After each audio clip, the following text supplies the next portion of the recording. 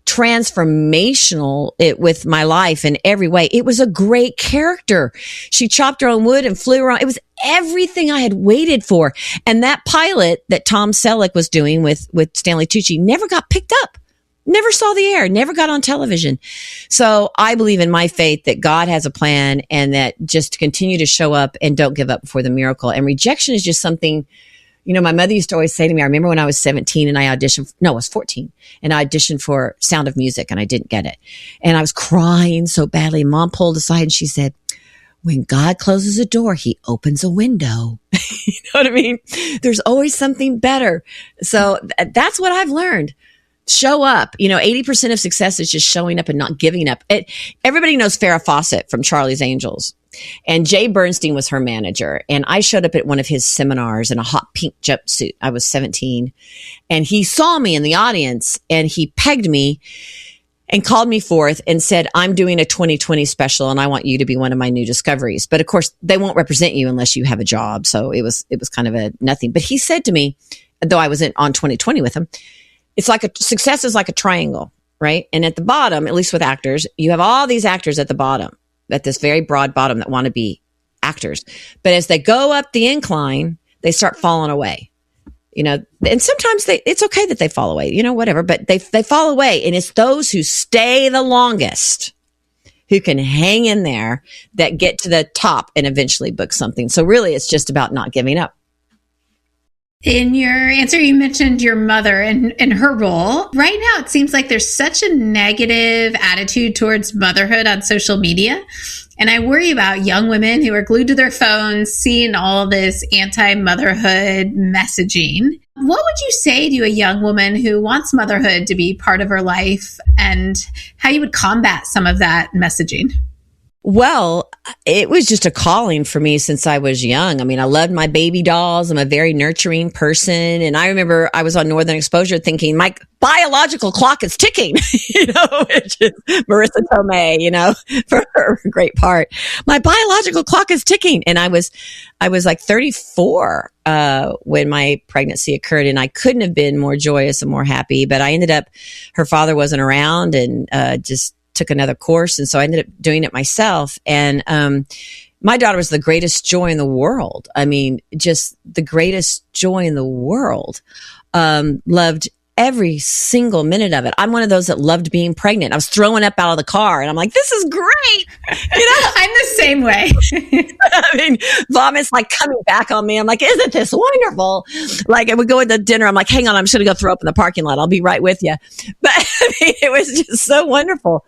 And I think that in this day and age, there are so many opportunities. I know as an actress, I was lucky because I was able to take her with me on the set. And I remember I even breastfed through a whole movie of the week, with her. But I think more and more the working woman, there are opportunities where they can take their children to the office, or there's like a daycare down below or whatever. And I think that's hard. I do believe the first 3 to 5 years are really pivotal. And the more we can give our children at that time frame, the better.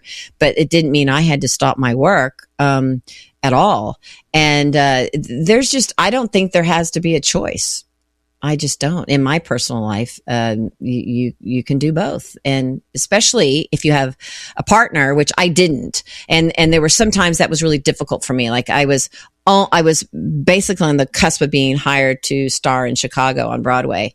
But I just thought, my daughter was only about 7. Who's going to take care of my daughter? And how I get up here. And when you have a partner with you, whatever that you choose that to be, for a husband or, they can help look after your child while you go continue your career. And I never had that.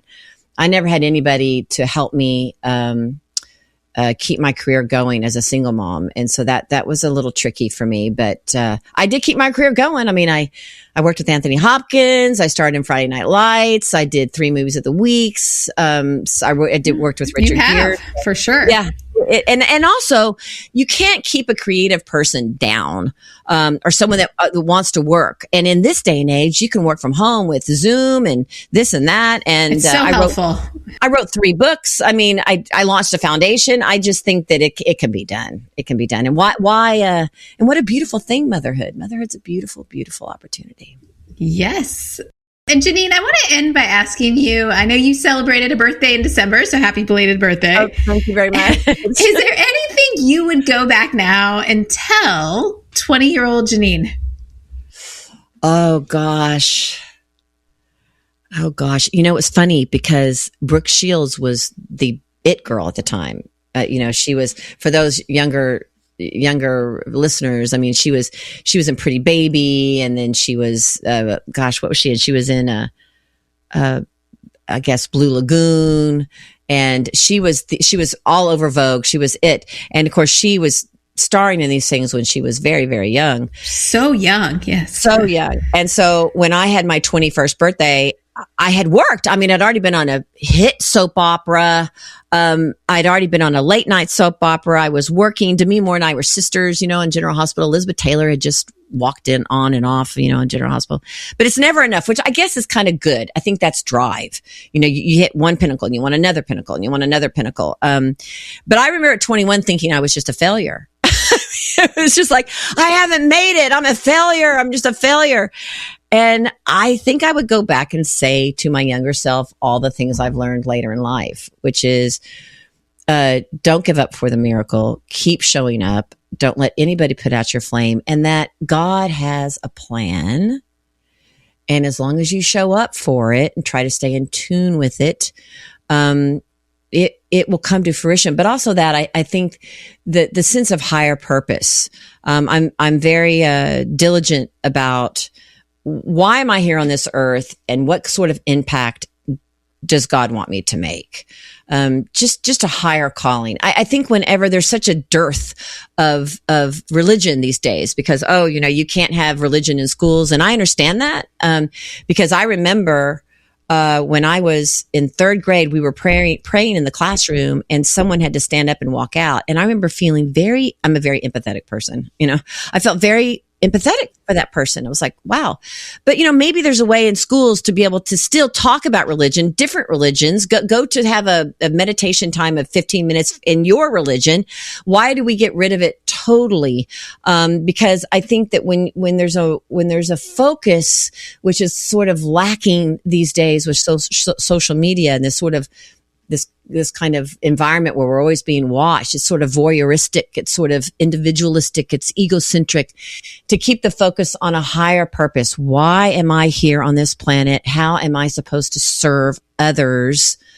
What can I do to make the world a better place and leave it that way? So I think legacy is really important beyond my own drives. And that's hard when you're young. Because I remember people would say, you turn your will over to God. And I'm like, how do I do that? When you're in your early 20s, right? Like, how do I turn my will over to God, but still have a will? I don't really understand. And it's much more clear to me now. Go with the kind of sort of, passion that you have. That passion is inbred like the Build-A-Bear, and follow it through. But we have to do our best and leave the results up to God, basically. But it's just a sense of higher purpose. And whether that's serving your country, like, in the armed forces or whatever it may be, in the political sphere, or whether it's serving, and it doesn't have to be huge, right? I think of the impact you can have driving through McDonald's and just smiling, right? It's like, I'm just going to smile at that person. I heard once a pastor say this most beautiful thing. He was in line at the grocery store, and the teller was being really mean to everybody, and everybody was getting very indignant with this teller, this cashier, like, how, look at her, chip on her shoulder. And then he walked up and said, "Are you having a bad day?" And then she just burst into tears and talked about the divorce she was going through and who's going to take care of her kids. And if we could start looking at our fellow human beings, not as a political party, not if they believe the way we believe, but as human beings, and start to just realize that we can have an impact with just one or two people throughout our day. And it doesn't have to be huge. You don't have to become a superstar. And sometimes when that happens, you sometimes almost have less of an impact. But we can have an impact on people daily. And what are we doing with our own lives for that? So I think I would say all that to my younger self and try not to overwhelm her. Well, that message of have an impact where you are, be a leader where you are, I think is really important, and something that we're often telling our students who are involved in news. So, well, thank you so much, Janine, for joining me today. I really appreciate it. Oh, it's a joy. Thank you for all that you do and that you launched your own foundation. I'm very impressed with you. You go, girl. Thank you. You've been in existence for 20 years now? Yes. So look at you. That's hard to do. So I admire you very much. And thank you. And isn't podcasting fabulous? And we can. It is. It's great. It's such an opportunity to have amazing conversations with people like you. So because thank you. When I started, we didn't have podcasting. Yeah. I forgot about that. When I wrote my first book, we really didn't even have the internet. Oh. So times have changed for the better. Well, thank you so much, Janine. It was great to interview Janine and discuss civil engagement, entrepreneurship, and how she's navigated a successful career in Hollywood. Subscribe to the Conservative Woman's Guide wherever you get your podcasts so that new episodes automatically download. Leave a 5-star review and share this episode with your friends. We'll see you next time.